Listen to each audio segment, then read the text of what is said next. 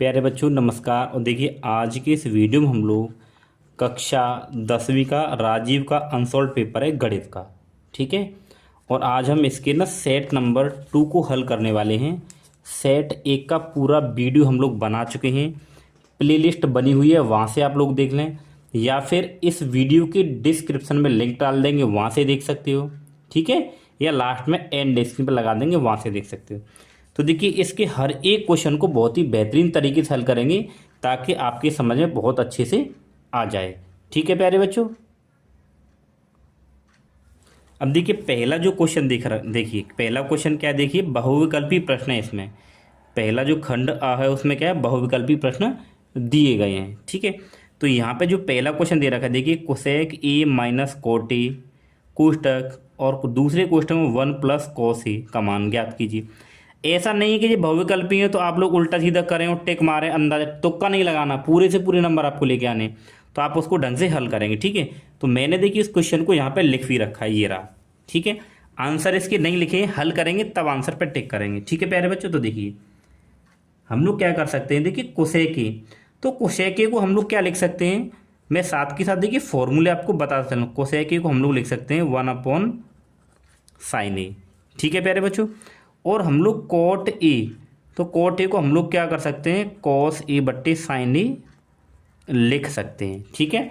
यहीं पे मैं यूज करूँगा। देखिए कोसेक ए को हम लिखेंगे 1/sin ए माइनस इसको लिख देंगे कॉस ए और बट्टे में साइन ए। यहाँ से आपको साथ के साथ फॉर्मूले भी याद रख लें। अब दूसरे कोष्टक को आप बिल्कुल ऐसे ही रहने दीजिए, इसमें कोई छेड़खानी आपको नहीं करनी है। ठीक है प्यारे बच्चों। अब देखिए नीचे एलसीएम अगर देख रहे हो तो आप हर दोनों सेम हैं, तो ऊपर क्या हो जाएगा 1 माइनस कॉस ए हो जाएगा। हर साइन ए है तो केवल साइन ए आएगा। ठीक है। और ये हो जाएगा 1 प्लस कॉस ए। ठीक। अब देखिए आप क्या कर सकते हो, 1 माइनस कोस ए 1 प्लस कोस ए, तो आप इसको 1 माइनस कोस ए और 1 प्लस कोस ए ऐसे रख देंगे, और बट्टे में क्या है आपके पास साइन ए बराबर, यहाँ पे करेंगे इसका। ठीक है। देखिए ए माइनस बी और ए प्लस बी, तो आपको पता है कि ए माइनस बी और ए प्लस बी क्या होता है, ए स्क्वायर माइनस बी स्क्वायर। तो ए माइनस बी और ए प्लस बी, ए का स्क्वायर करेंगे तो देखिए ए का आएगा माइनस, आप कोस ए का जब स्क्वायर करेंगे तो क्या हो जाएगा कोस स्क्वायर ए, बट्टे में क्या है यहाँ पे साइन ए। 1 माइनस कोस स्क्वायर ए किसके बराबर होता है, साइन स्क्वायर ए के बराबर, बट्टे में क्या है साइन ए। साइन ए से एक साइन ए कट जाएगा तो आपके पास उत्तर आएगा साइन ए। समझ गए होंगे, बहुत ही आसान था। तो हमारे पास साइन ए देखिए कहाँ पे आ रहा है, आंसर नंबर इसका डी, एकदम ऑप्शन नंबर इसका डी करेक्ट होगा। तो इसका ऑप्शन नंबर डी करेक्ट हो जाएगा। ठीक है। टाइम जरूर लगेगा वीडियो को देखिए बनाने में, क्वेश्चन करने में, क्योंकि बिल्कुल डिटेल में एक एक क्वेश्चन समझाया जाएगा। ठीक है प्यारे बच्चों। चलिए अब इसके बाद में देखिए दूसरा क्वेश्चन है, वो भी मैंने लिख रखा है। किसी पासे को एक बार फेंका जाता है तो एक विषम संख्या के आने की प्रायिकता। ठीक है। चलिए तो ये क्वेश्चन लिख रखा है। तो देखिए पासे को एक बार फेंका जाता है, तो पासे में अगर आप देखें कुल परिणाम, तो पासे में कुल परिणाम कितने होते हैं, 6 होते हैं। कितने होते हैं, 6। कौन कौन से होते हैं, देखिए 1 2 3 4 और 5 ये होते हैं ना। अब ये कह रहा है देखिए विषम संख्या, तो विषम संख्या कौन सी है, देखिए एक है, एक 3 है और एक 5 है। देखिए एक 6 और होगा, यहाँ पे 6 होते हैं ना, 1 2 3 4 5 6। ठीक है। ये अंक लास्ट में 6, तो 6 कुल परिणाम होते हैं। लेकिन वो विषम संख्या की बात कर रहा है, तो 1 3 और 5 विषम होती हैं। तो हमारे पास में 3 संख्या कैसी है, विषम संख्या है। विषम संख्या, तो विषम संख्या कितनी हमारे पास में 3 है। ठीक है। तो हम लोग इसको बोल सकते हैं कुल परिणाम, और ये है अनुकूल परिणाम। हमें निकालनी है प्रायिकता, तो यहाँ पे लिखेंगे एक विषम संख्या आने की प्रायिकता। तो विषम संख्या कितनी हमारे पास 3 है, और कुल संख्या कितनी आती है पासे में 6 आती है। 3 एकम 3, 3 दूनी 6, तो 1/2। तो हमारे पास में जो उत्तर आएगा वो आएगा 1/2। ऑप्शन नंबर बी एकदम करेक्ट होगा, तो ऑप्शन नंबर बी करेक्ट हो जाएगा। ठीक है प्यारे बच्चों, चलिए आगे करते हैं। प्यारे बच्चों अब इसके बाद में प्रश्न नंबर 3 करेंगे। तो देखिए प्रश्न नंबर 3 जब भी आपके पास में ऐसे आए कि माध्यक वर्ग ज्ञात कीजिए, या तो बहुलक पूछा है, इसमें पूछा माध्यक वर्ग, तो आपको पहले इस लाइन में वर्ग अंतराल लिखना है, और वर्ग अंतराल को 0 से 5 और फिर 5 से 10, 10 से 15 इस तरीके से आपको लिख देना है। फिर बारंबारता, देखिए 0 से 5 के लिए बारंबारता कितनी है, 3 है। फिर हमारे पास बारंबारता 2 है, उसके बाद 5 है, फिर 4 है, और फिर 1 है। आपको निकालनी है संचयी बारंबारता, जिसको हम लोग CF बोलते हैं। ठीक है, वो कैसे निकालिए, तो पहला नंबर सेम लिखा जाता है, और दूसरा जब लिखा जाएगा मतलब इस 3 को आपको इसमें जोड़ना है, तो कितना आ जाएगा 5। फिर 5 को नीचे वाले में जोड़ना है, तो कितना हो जाएगा 10। फिर 10 को इसमें जोड़ना है, तो कितना हो जाएगा 14।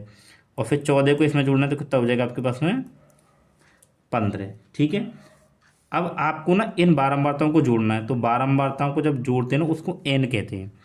तो देखिए 4 और 1 5 और 5 10 और 2 12 और 3 15। देखिए बारंबारताओं का जो n है ना योग, वो जितना वो आएगा उतना ही आपका CF यानी संचयी बारंबारता का लास्ट वाला नंबर आना चाहिए। यानी बारंबारताओं का योग और संचयी बारंबारता का लास्ट वाला जो नंबर है वो दोनों अगर बराबर आएंगे तो इसका मतलब आपने इसको सही किया है। तो आपको एक ध्यान रखना है कि जब भी n बराबर क्या आएगा, विषम आएगा। जब n बराबर क्या होगा, विषम। ठीक है, n बराबर क्या है, अगर विषम होगा तो हमें सूत्र यहाँ पे क्या लगाना है कि n + 1/2 ये हमें लगाना है। अगर देखिए सम होगा तो सम के लिए मैं यहाँ बता रहा हूँ, अगर n आपके पास n बराबर क्या आएगा, अगर सम आएगा तो आपको यहाँ पे n/2 निकालना है। ठीक है प्यारे बच्चों, अगर n सम होगा तो आपको n/2 निकालना है, अगर n विषम होगा तो n + 1/2 निकालना है। तो n का मान कितना है 15 + 1/2 कितना आ गया, 15 और 1 16 और 2 कितना आया 8 आया।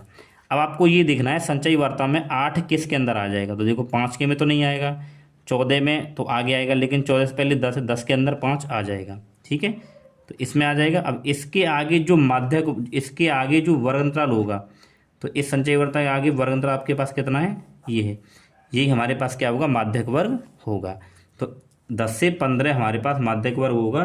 तो इसका जो ऑप्शन नंबर आपके पास में बी एकदम कौन सा, सी करेक्ट होगा। ठीक है प्यारे बच्चों, ऐसे आपको करना है। लेकिन जब n अगर आपका क्या होता है, सम होता, मान लो यहाँ पे 14 होता, n अगर आपका 14 आता तो आप यहाँ 14 रखते /2, तब भाग करके जो नंबर आता तब उसको फिर इसमें देखते, उसके आगे फिर वर्ग अंतराल देखते, वही हमारे पास माध्यक वर्ग होता है। ठीक है, चलिए अब इसके बाद हम लोग देखेंगे बहुलक वर्ग क्या होता है। आपको बहुलक वर्ग कैसे निकालना है, तो देखिए निम्नलिखित सारणी का बहुलक वर्ग निकालिए। तो जब भी बहुलक वर्ग पूछा जाएगा तो आपको बारंबारता को देखना है। तो इसमें जो सबसे बड़ी जो बारंबारता होगी, सबसे बड़ी जो बारंबारता होगी उसका जो वर्ग अंतराल होगा वही बहुलक वर्ग कहलाता है। तो आप देखिए यहाँ पे सबसे बड़ी बारंबारता क्या है, 12 है। तो 12 के सामने का जो 12 का सामने का जो वर्ग अंतराल है ना 7 से 14, वही बहुलक वर्ग कहलाएगा। तो इसका उत्तर क्या हो जाएगा, डी हो जाएगा। ध्यान रखेंगे जब भी बहुलक वर्ग पूछा जाएगा आपको ये देखना है कि बारंबारता में सबसे बड़ा नंबर कौन सा है, और सबसे बड़ा जो भी नंबर होगा उसके सामने का जो वर्ग अंतराल होगा वही बहुलक वर्ग कहलाता है। तो इसका ऑप्शन नंबर डी एकदम करेक्ट हो जाएगा। ठीक है प्यारे बच्चों, चलिए अब इससे हम लोग आगे का प्रश्न देखते हैं। तो आगे वाला प्रश्न हम लोगों को दे रखा है कि एक बच्चे के पास एक ऐसा पासा है जिसके फलकों पर निम्नलिखित अक्षर अंकित हैं कि ABCDE और A। ठीक है, उसने पूछा है कि यदि पासे को एक बार फेंका जाता है तो A प्राप्त होने की प्रायिकता क्या होगी। ठीक है, चलिए करते हैं। तो अगर आप देखिए यहाँ पे कुल परिणाम अगर आप देखें, ठीक है, कुल परिणाम, तो कुल परिणाम आपके पास में क्या दे रखे हैं, देखिए A आएगा, फिर B आएगा, फिर C है, और फिर D है, फिर E है, उसके बाद में A है। ये हमारे पास कुल परिणाम है। लेकिन वो कह रहा है यदि पासे को एक बार फेंका जाए तो A प्राप्त होने की प्रायिकता। तो आप ये बताइए कि A कितने यहाँ पे 2 हैं, A कितने हैं 2 हैं। ठीक है, तो अनुकूल परिणाम हमारे पास में क्या हो जाएंगे, 2 हो जाएंगे। ठीक है, तो जब हम प्रायिकता निकालेंगे कि A आने की प्रायिकता। तो ए यानी कि प्रायिकता क्या हो जाएगी, ए आपके पास 1 और 2 यानी कि 2 आ जाएंगे। तो 2 बट्टे कुल परिणाम कितने हमारे पास में, 1 2 3 4 5 6। तो नीचे कितना आ जाएगा, 6। इसको काटोगे, 2 एकम 2, 2 तिया 6, तो उत्तर आ जाएगा 1/3। और इसको हम लोग क्या कह देते हैं, पी ए कह देंगे, ठीक है ना। यानी ए यानी कि प्रायिकता 1/3 हो जाएगा, ठीक है। तो आप देखिए 1/3 कहाँ है, तो हमारे पास में ऑप्शन नंबर बी एकदम करेक्ट हो जाएगा, ठीक है प्यारे बच्चों। इसके बाद में यहीं देखिए हम 8वां क्वेश्चन कर ले 6वां क्वेश्चन कर लेते हैं। तो 6वां क्वेश्चन क्या कह रहा है, देखिए, यदि कोट थीटा कि कोट थीटा बराबर 8/15, तो साइन थीटा का हमें यहाँ पे क्या करना है, मान निकालना है, ठीक है। साइन थीटा का मान हमें यहाँ पे निकाल देना है। चलिए ठीक है, देखिए कि कोट थीटा बराबर 8/15, अगर हम लोग लाल बट्टे कक्का से अगर देखें कि इस कोट के लिए ये क्या होगा और ये क्या होगा, तो देखिए कोट होता है आधार बट्टे लंब, तो ये हमारे पास आधार होगा, ये क्या हमारे पास लंब होगा। तो हम लोग क्या करेंगे, यहाँ पे पहले त्रिभुज बना के पाइथागोरस से मान निकालेंगे, ठीक है। यहाँ मैं लगा देता हूँ, ठीक है। तो ये हमारे पास यहाँ थीटा हो जाएगा, आधार 8 हो जाएगा, और ये हमारे पास लंब 15 हो जाएगा। तो हमें क्या निकालना पड़ेगा, कर्ण निकालना पड़ेगा, ठीक है। कि ए बी और सी, मुझे क्या निकालना है यहाँ पे, कर्ण निकालना है। तो पाइथागोरस प्रमेय लगाएंगे तो देखिए आपके पास क्या लग जाएगी कि कर्ण का वर्ग बराबर लंब का वर्ग और प्लस ये क्या है, आधार, ये आधार है, ये लंब है, तो आधार का वर्ग, ठीक है। तो कर्ण का वर्ग बराबर लंब कितना आपके पास में 15 है, तो 15 का वर्ग, आधार कितना है 8, 8 का वर्ग, तो कर्ण का वर्ग बराबर 15 कितना होता है 225, 8 का वर्ग 64, ये आपके पास हो जाएगा। कर्ण का वर्ग बराबर 9 और ये 8 289, और जब आप कर्ण निकालोगे तो अंडर रूट हो जाएगा, तो आपके पास में जो की आएगा कितना आ जाएगा, 17 आ जाएगा, ठीक है। तो आपके पास की मतलब कर्ण, तो कर्ण आपके पास कितना आ गया 17। हमें क्या निकालना है यहाँ पे, साइन थीटा। तो साइन थीटा क्या होता है, लंब बटे कर्ण, तो लंब बटे कर्ण, लंब का मान कितना देखिए 15 और कर्ण का मान कितना है 17, तो हमारे पास आ जाएगा 15/17। तो आप लोग इसमें ऑप्शन में चेक करेंगे कहाँ है आपका, 15/17, यानी ऑप्शन नंबर सी करेक्ट हो जाएगा, ठीक है। चलिए इसके बाद में देखिए फिर हमसे ये कह रहा है कोसेक 60 का मान। तो आप लोगों को ना कोसेक 60 का मान निकालना है कितना, इसको हल करने की ज़रूरत है ही नहीं है। कोसेक 60 का जो मान होता है, ठीक है, आप ध्यान रखेंगे, आपने अगर वो सारणी याद करी होगी, कोसेक 60 का मान होता है 2/√3। तो ऑप्शन नंबर ए करेक्ट हो जाएगा, ठीक है। अब यहीं पे हमारे पास में 8वां पूछा है कि कोसेक स्क्वायर थीटा और बट्टा में सेक स्क्वायर थीटा, ठीक है, इसको हल करते हैं। तो देखिए ये आपको कैसे करना है, आप एक काम करिए, इस कोसेक स्क्वायर थीटा को आप लोग लिख दीजिए 1/sin स्क्वायर थीटा, ठीक है, और सेक स्क्वायर थीटा को आप लिखिए 1/cos स्क्वायर थीटा। अब यहाँ पे क्या होगा देखिए, ये ऊपर वाली भिन्न तो आपके पास ऐसे ही रहेगी, गुणा जो नीचे वाली जो भिन्न है ना ये वाला नीचे वाला हर तो ऊपर चला जाएगा और एक नीचे आ जाएगा, एक से तो एक कट गया, तो ऊपर क्या बचा, कॉस स्क्वायर थीटा, और नीचे क्या बचा, साइन स्क्वायर थीटा। तो कॉस बट्टे साइन, तो कॉस बट्टे साइन क्या होता है, कोट, और स्क्वायर लग रहा है तो कोट स्क्वायर थीटा। तो आपके पास में जो ऑप्शन में कहीं होगा ना कोट स्क्वायर थीटा, वही आपके पास आंसर होगा। तो आपका उत्तर हो जाएगा option number D, coat square theta, ठीक है प्यारे बच्चों। अब देखिए यदि HCF 35,49, यानी इन दोनों संख्याओं का HCF 7 है, तो LCM हमें निकालना है, ठीक है।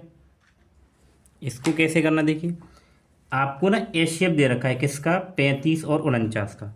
तो हमने क्या पढ़ रखा है, देखिए हमें सूत्र पता है क्या, कि A गुणा B बराबर HCF गुणे LCM। तो A B क्या होते हैं, A वो संख्या होती है, यानी A ये हो जाएगा और B ये हो जाएगा, ठीक है। और HCF इनका हमें ये दे ही रखा है, तो A की जगह आप 35 लगा दो, गुणे बी की जगह आप 49 लगा दो बराबर HCF क्या है आपके पास 7 और गुणा LCM निकालना है तो ये भाग में आ जाएगा। तो 35 गुणा 49 ये भाग में आएगा ना 7 और बराबर का LCM 7 सत्ते में 49 7 की से गुणा 7 पंजे 35 हासिल 3 और 7 21 21 और 3 24 बराबर LCM। तो हमारे पास में 245 का LCM आ जाएगा। ठीक है, तो हम लोग देख लेते हैं ऑप्शन नंबर सी एकदम करेक्ट होगा 245। ठीक है, तो यहाँ पे ऑप्शन नंबर सी आपका करेक्ट हो जाएगा। ठीक है, चलिए इससे आगे चलते हैं। तो क्वेश्चन नंबर हम लोग देखेंगे अब 11 में। क्वेश्चन नंबर 11 में हमें क्या दे रखा है देखिए, दो संख्याओं के LCM और HCF। तो LCM हमें दे रखा है देखिए 168 और HCF दे रखा है 6। अब एक संख्या में दे रखी है तो हम मान लेते हैं एक संख्या मतलब वो हमें ए दे रखा है। क्या दे रखा है? ए, मतलब पहली संख्या ए दे रखी है। पहली संख्या को हम लोग ए मान लेते हैं। कितनी दे रखी है? 24। हमें निकालनी है दूसरी संख्या। दूसरी संख्या तो हम उसको बी मान लेते हैं, यानी कि हमें दूसरी संख्या बी निकालनी है।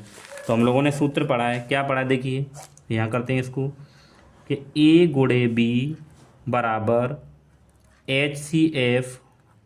ठीक है, HCF गुणा LCM। ये HCF पे ध्यान रखेंगे। देखो दोबारा लिख देता हूँ कि ए गुणा बी बराबर HCF गुणा LCM। तो ए पहली संख्या हमें दे रखी है 24 गुणा बी मतलब दूसरी संख्या मुझे निकालनी है। तो HCF कितना है? 6। LCM कितना है? 168। तो ये भाग में जाएगा तो b बराबर 6 गुणे 168 बटे में 24। तो 6 चौक 24 और b बराबर 4 चौक 16 4 दूनी 8। तो b बराबर कितना आ जाएगा? 42। यानी दूसरी संख्या आपके पास क्या आएगी प्यारे बच्चों? 42 आएगी। तो ऑप्शन नंबर बी एकदम करेक्ट हो जाएगा इसका। ठीक है, अब क्वेश्चन नंबर 12 देखते हैं। तो प्यारे बच्चों क्वेश्चन नंबर बी जो हमें दे रखा है उसमें देखिए ए के ये निर्देशांक हैं और बिंदु बी के ये निर्देशांक, हमें इनके बीच की दूरी निकालनी है। ठीक है, तो देखिए जैसे मान लीजिए ये हमारे पास में ना ए बिंदु यहाँ पे दे रखा है तो इसके निर्देशांक a, b हैं। बी बिंदु ये है जिसके निर्देशांक 2a, 2b हैं। हमें इसके बीच की दूरी निकालनी है। तो पहले निर्देशांक को हम लोग x1 और इसको y1 मानते हैं, इसको x2 और y2। बीच की दूरी मतलब d। तो सूत्र होता है x2 माइनस x1 का square plus y2 minus y1 का स्क्वायर। ठीक है, ये सूत्र होता है। एक हम ये भी लगा सकते हैं कि x1 माइनस x2 को होल स्क्वायर और y1 माइनस y2 को होल स्क्वायर, कैसे भी आप लगा सकते हो। तो d बराबर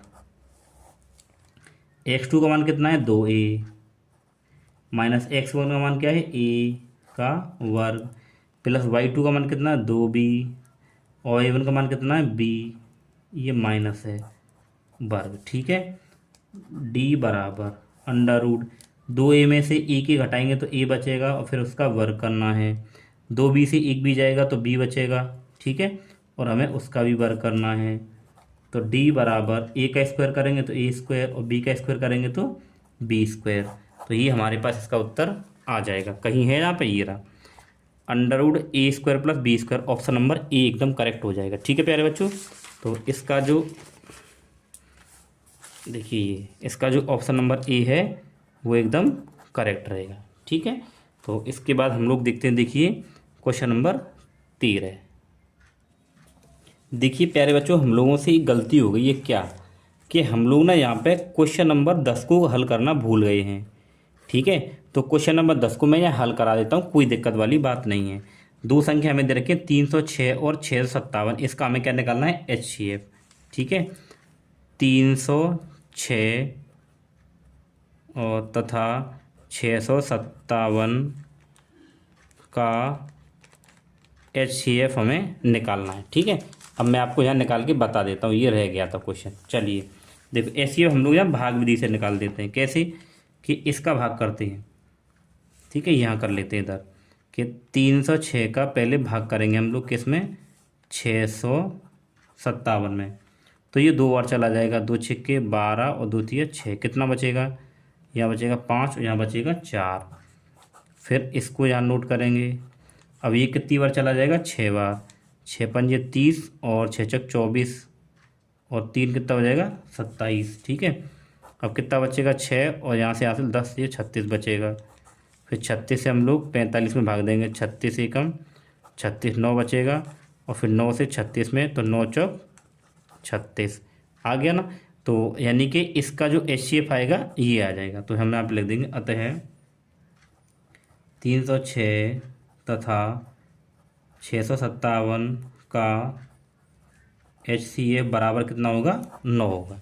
कोई दिक्कत नहीं, हम क्वेश्चन भूल गए थे, हमने यहाँ पे करा दिया। ठीक है, अब इसके बाद में हम देखेंगे यहाँ पे जो हम लोग क्वेश्चन कर रहे थे, कौन सा, क्वेश्चन नंबर 13। ठीक है, तो देखिए प्यारे बच्चों, क्वेश्चन को हम लोग करते हैं अब 13वें को। क्वेश्चन नंबर 13, यदि 5 सेंटीमीटर त्रिज्या वाली एक वृत्त, तो सबसे पहले हम लोग चित्र बनाएंगे। तो देखिए मैं यहाँ पे एक चित्र बनाता हूँ। ये क्या है, हमारे पास एक वृत्त है। ठीक है, अब इसकी त्रिज्या क्या है, मान लो मैंने मान ली इसकी त्रिज्या क्या है, 5 सेंटीमीटर है। तो ये हो गया 5। अब इसके केंद्र को मैं U मान लेता हूँ। आगे कह रहा है 5 सेंटीमीटर त्रिज्या वाली एक वृत्त के बिंदु P पर स्पर्श रेखा, यहाँ बिंदु P है और यहाँ से स्पर्श रेखा हम लोग खींचेंगे। ठीक है, तो यहाँ से मैंने ये स्पर्श रेखा खींच दी। स्पर्श रेखा PQ, तो यहाँ पे Q होगा। और PQ केंद्र O से जाने वाली रेखा से Q पर मिलती है, यानी कि यहाँ पे मिलती है, यहाँ मिल रही है ये वाली रेखा, यानी कि OQ। ठीक है, अब कह रहा है PQ, तो PQ मतलब आपके पास कितना दे रखा है, 12।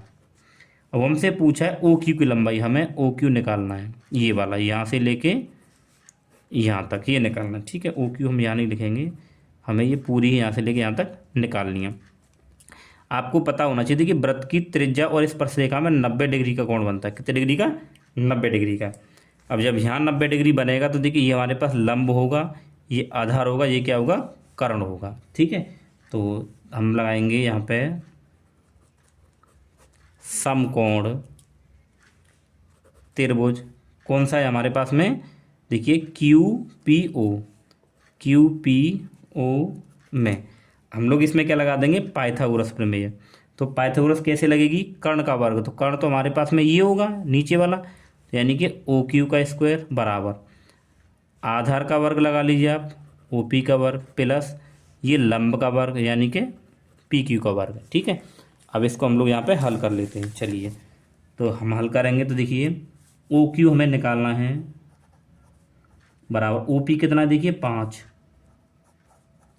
प्लस PQ कितना है, 12 स्क्वायर OQ का स्क्वायर बराबर 5 का वर्ग 25 प्लस 12 का वर्ग 144।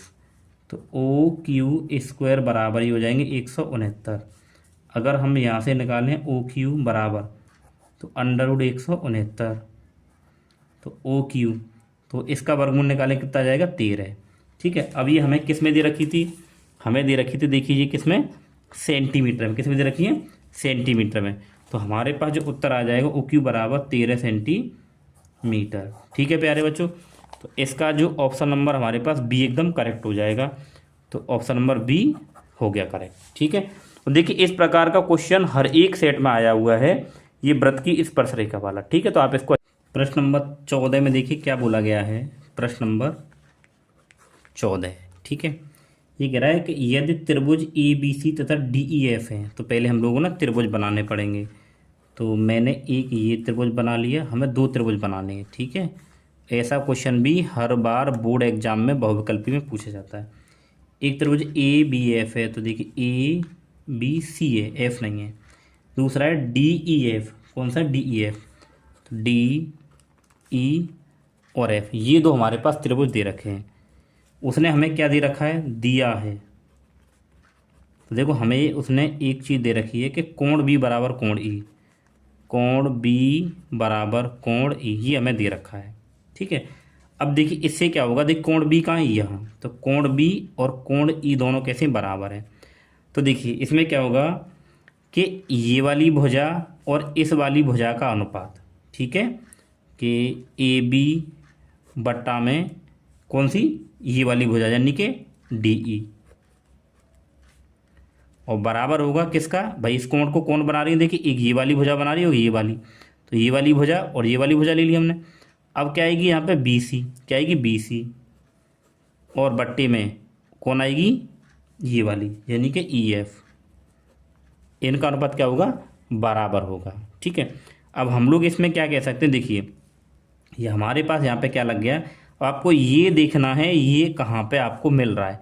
अब ये किसके द्वारा कौन सी कसौटी लगेगी इसमें, देखिए एस ई एस, यानी कि देखिए दो भुजाएं, ये वाली भुजा ये वाली इसके बराबर मान ली हमने, और ये यानी दो भुजाओं का अनुपात, और एक यहाँ पे कोण आपको मिल रहा है। तो हमारे पास ये लग जाएगी एस ए एस कसौटी। लेकिन हमसे कसौटी नहीं पूछी है, ये पूछा है कि वे त्रिभुज समरूप होंगे यदि, वो कब समरूप होंगे। तो ये देखिए आप कहाँ मिल रहा है आपको, देखिए ए बी बट्टे डी ई, ए बी बट्टे डी ई बराबर बी सी बट्टे ई एफ, ये रहा। ठीक है, तो ऑप्शन नंबर आपके पास क्या हो जाएगा, बी एकदम करेक्ट हो जाएगा। ठीक है, तो इस प्रकार से क्या होंगे, दोनों त्रिभुज क्या होंगे, समरूप होंगे। ठीक है प्यारे बच्चों, इसके बाद में देखिए प्रश्न नंबर 7। तो प्रश्न नंबर 7 में हमसे क्या बोला गया, देखिए 7 सेंटीमीटर त्रिज्या वाले एक वृत्त के त्रिज्यखंड का कोण 90 अंश है। तो त्रिज्यखंड का क्षेत्रफल हमें यहाँ पे निकालना है। ठीक है, चलिए करते हैं। क्वेश्चन नंबर 15 कह रहा है 7 सेंटीमीटर त्रिज्या वाले एक वृत्त के त्रिज्यखंड का कोण। देखिए यहाँ मैं बनाता हूँ, एक ये वृत्त है हमारे पास। अब इसकी त्रिज्या कितनी है, 7 सेंटीमीटर, और 7 सेंटीमीटर त्रिज्या जो बना रही है ना, 7 सेंटीमीटर त्रिज्या वाली एक त्रिज्यखंड, तो ये त्रिज्या क्या त्रिज्यखंड बना रही है। तो ये हमारे पास 7 सेंटीमीटर है और जी भी 7 सेंटीमीटर, आप इसको ओ मान लीजिए। ठीक है, और यहाँ पे कितना कोण बना रही है, 90 डिग्री।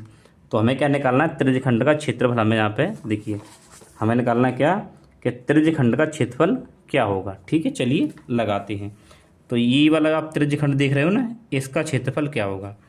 तो हमारे पास में आर बराबर क्या दे रखा है, 7 सेंटीमीटर, और ये जो कोण है इसको क्या बोलते हैं, थीटा। तो थीटा बराबर दे रखा है 90 डिग्री। ठीक है, तो हमें निकालना त्रिज्यखंड का। तो यहाँ लगाएंगे त्रिज्यखंड का क्षेत्रफल। तो सूत्र क्या होता है, थीटा बटा 360 इंटू पाई आर स्क्वायर। तो थीटा का मान क्या देखिए, थीटा का मान हमें दे रखा है 90 और बट्टे में 360। अब आपको एक चीज़ यहाँ पे ध्यान देनी है, क्या ध्यान देना है, देखिए उत्तर में कहीं पाई नहीं आ रहा है, तो इसका मतलब है पाई का मान लगाना है। तो पाई का मान हम लोग क्या लगाएंगे, 22/7 गुणे आर। आर कितने आपके पास 7, तो 7 का वर्ग। तो देखिए 0 से 0 कटेगी, 9 चौक 36, यानी 1/4 गुणे 22/7, 7 का वर्ग यानी कि 14, 2 बार कर लो, 7 गुणा 7, एक साथ से एक साथ कट जाएगा, और आप ये भाग करेंगे, देखिए ये से कटेगा, 2 दूनी 4, 2 से 11 बार, 11 सत्ते 77/2, और 2 का भाग करेंगे आप इसमें तो कितना आ जाएगा, देखिए 2 तिया 6, एक बचेगा 17, और 2 अट्ठे 16, यानी कि 38.5 आ जाएगा सेंटीमीटर स्क्वायर। ठीक है प्यारे बच्चों, आपके ऑप्शन में अगर कहीं है तो वही होगा, देखिए 38.5 centimetre square. Option number C एकदम करेक्ट होगा। ठीक है, तो इसका ऑप्शन नंबर सी एकदम सही होगा। अब इसके बाद हम लोग क्या करेंगे, देखिए क्वेश्चन नंबर 16 करते हैं। ठीक है, क्वेश्चन नंबर 16 को आप आराम से पढ़िए, क्या कह रहा है, एक खिलौना 4 सेंटीमीटर त्रिज्या वाले एक शंकु के आकार का है, जो उसी त्रिज्या वाले एक अर्धगोले पर अध्यारोपित है। ठीक है, शंकु की तिर्यक ऊंचाई 12 सेंटीमीटर है, तो खिलौने का संपूर्ण पृष्ठीय क्षेत्रफल क्या होगा। तो पहले हम लोग चित्र बनाते हैं। तो एक खिलौना 4 सेंटीमीटर त्रिज्या वाले एक शंकु के आकार का है, ठीक है, जो उसी त्रिज्या वाले अर्धगोले पर। तो देखिए एक ना आपके पास अर्धगोला है, ये अर्धगोला है, तो अर्धगोला तो ऐसे बनेगा। अब देखिए ये क्वेश्चन बड़ा भी है, लेंथी भी क्वेश्चन इसी टाइप का आता है। तो ये अर्धगोला हो गया, इसी अर्धगोले पर एक शंकु है, तो इसी अर्धगोले पर ना एक शंकु है, और तब जाके ये खिलौना पूरा बन रहा है। ठीक है, अब ये कह रहा है कि जो शंकु की जो त्रिज्या है ना भाई, शंकु का आधार भी यही होगा, और ये अर्धगोले का भी ये के पास में त्रिज्या होगी।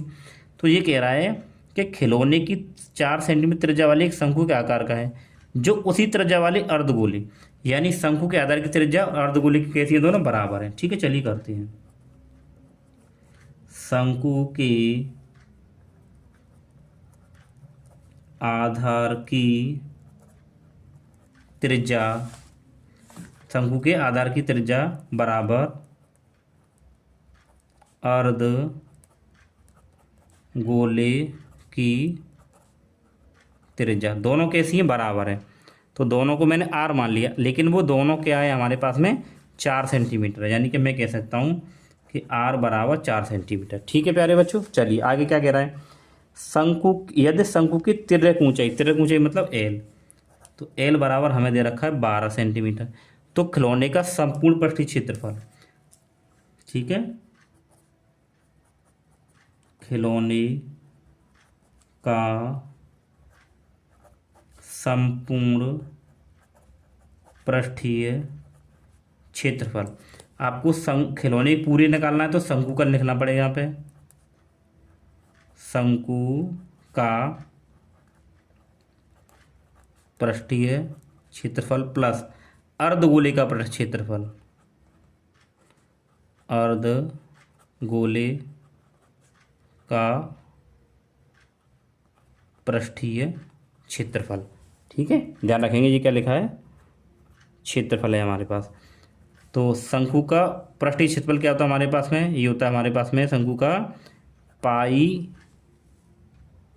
तो शंकु का पृष्ठीय क्षेत्रफल क्या होता है पाई आर एल, और अर्धगोले का पृष्ठीय क्षेत्रफल होता है 2 पाई आर स्क्वायर। अब आप एक काम करिए, जो कॉमन आया उसको कॉमन लीजिए, देखिए यहाँ से पाई आर कॉमन आ जाएगा, तो पाई आर जब कॉमन आएगा यहाँ पे पास एल बचेगा, तो पाई आर यहाँ से आएगा तो यहाँ पे आपके पास 2 आर बचेगा।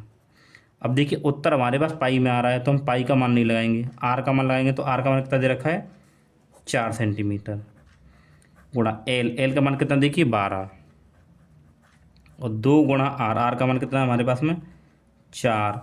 तो इसको हल करेंगे, देखिए यहाँ पे ये 4 पाई होगा गुणा ये 12 और प्लस 4 दूनी 8। ठीक है, यहाँ मैं करता हूँ इसको। अब यहाँ पे देखिए 4 पाई गुणा 12 और 8 कितना हो जाएगा 20 हो जाएगा, कितना हो जाएगा 20। तो 20 चौक 80, आपके पास 80 पाई उत्तर आएगा सेंटीमीटर स्क्वायर में। ठीक है प्यारे बच्चों, तो आप ऑप्शन नंबर देखें तो यहाँ पे डी करेक्ट हो जाएगा। ठीक है, चलिए अब हम लोग आगे करते हैं। देखिए प्यारे बच्चों, क्वेश्चन नंबर 16 क्या दे रखा है।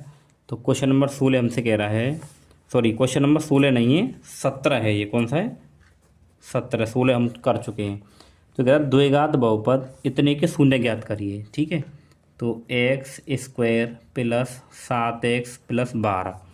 अब हमें क्या करना है, इसके शून्य ज्ञात करने, तो हम इसको बराबर 0 लेके चलेंगे। तो देखिए यहाँ पे हमें क्या करना है, गुणा करने पर संख्या 12 आनी चाहिए और जोड़ करने पर 7x आनी चाहिए। तो एक्स स्क्वायर प्लस, तो देखिए यहाँ पे 4 गुणा 3 करेंगे तो 12 और 4 3 जोड़ेंगे तो 7। तो यहाँ आ जाएगा 4x प्लस 3x और प्लस 12 बराबर 0। तो यहाँ पे ये जोड़े बन गए, यहाँ से x कॉमन आएगा तो ये x प्लस का कितना हो जाएगा 4, यहाँ से 3 कॉमन आएगा तो ये हो जाएगा x प्लस का 4 बराबर 0। तो यहाँ देखिए आप कि x प्लस 4 और ये हो जाएगा x प्लस 3 बराबर 0। तो x प्लस 4 एक बार 0 लेंगे और एक बार x प्लस 3 बराबर 0 लेंगे। तो यहाँ से हमारे पास एक बार ये हो जाएगा x बराबर -4 और x बराबर -3। तो हमारे पास में जो इसके शून्य होंगे वो हो जाएंगे देखिए -4 -3। तो ऑप्शन नंबर ए करेक्ट हो जाएगा। ठीक है, अब हम लोग देखेंगे क्वेश्चन नंबर 18। तो क्वेश्चन नंबर 18 को हम लोग यहीं देख लेते हैं। ठीक है, तो ये कह रहा है देखिए कि समीकरण एवं एक्स प्लस वाई, तो एक्स प्लस वाई बराबर कितना दे रखा है 14 और X minus Y 2, X minus Y बराबर 2।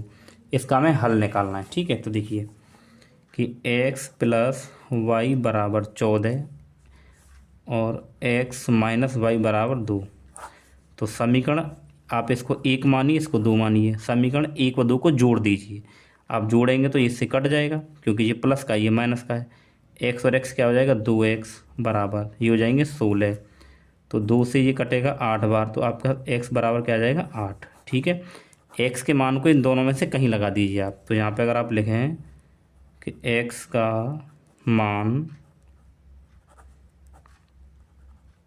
समीकरण आप जिसमें लगा रहे उसमें लगा दो, x का मान मानिए समीकरण 1 में, x का मान समीकरण 1 में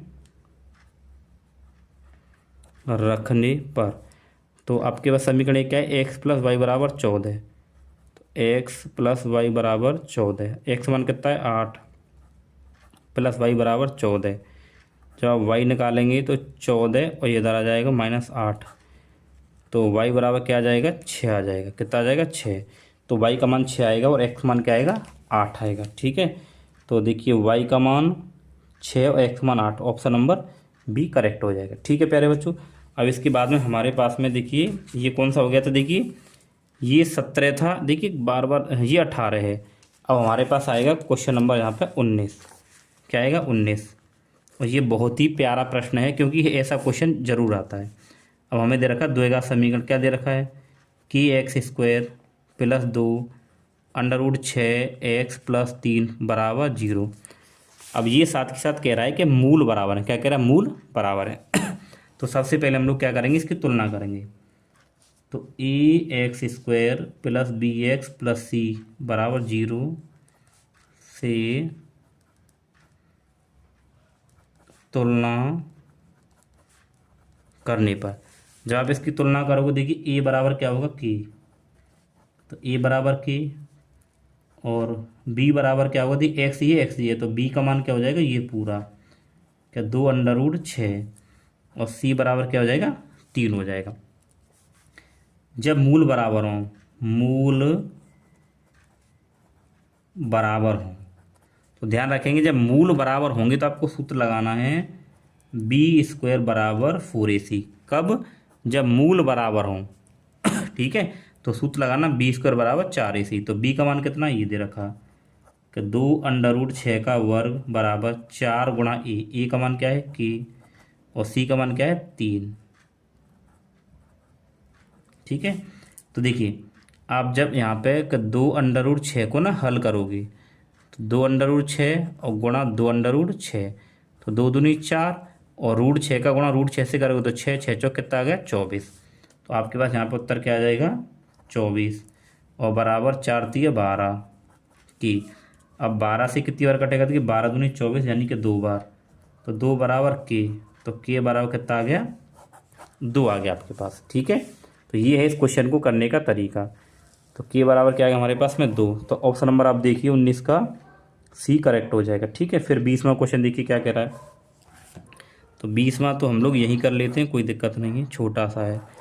20वां कह रहा है कि ए पी हमें दे रखी है, देखिए -6 -4 और -2 का 7वां पद। अब यहाँ पे ना 7वां पद पूछ रहा है, तो देखो 7वां पद कैसे निकलेंगे।